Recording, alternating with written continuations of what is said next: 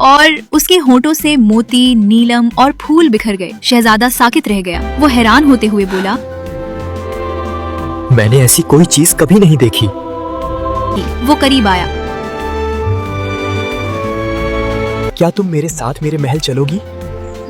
मेरे वालिदैन को तुमसे मिलकर खुशी होगी।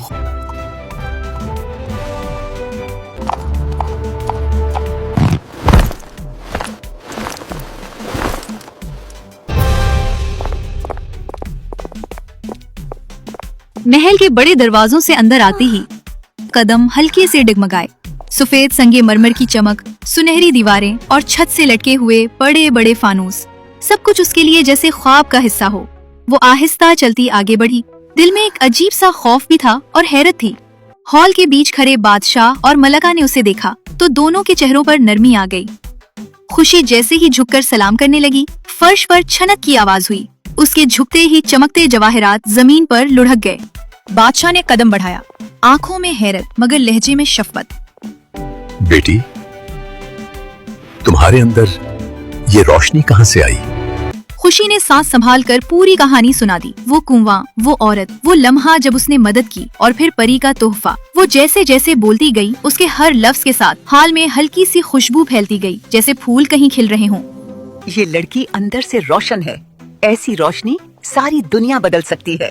अगर आप इजाजत दें तो मैं चाहूंगा कि ये मेरी शरीके हयात बने। बादशाह मुस्कुरा दिया।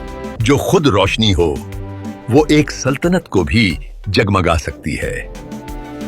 यूं खुशी मलका बन गई, मोहब्बत, नरमी और रोशनी से भरी। माँ अपनी लालच के साथ अकेली रह गई और एलिशा जंगलों में भटकती रही, मगर खुशी ने कभी बद्दुआ न दी।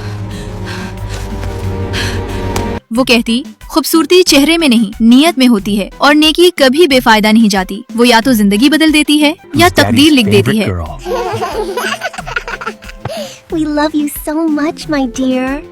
और यूं मुल्क कई बरस तक खुशी की नरमी भरी हुक्मरानी में एक बाग की तरह खिलता रहा। अस्सलामुअलैकुम। अगर आपको हमारी वीडियोस पसंद आए तो हमारे चैनल द फैमिली वॉल्ट को सब्सक्राइब करें और नई वीडियोस की अपडेट्स के लिए बेल आइकन जरूर दबाएं।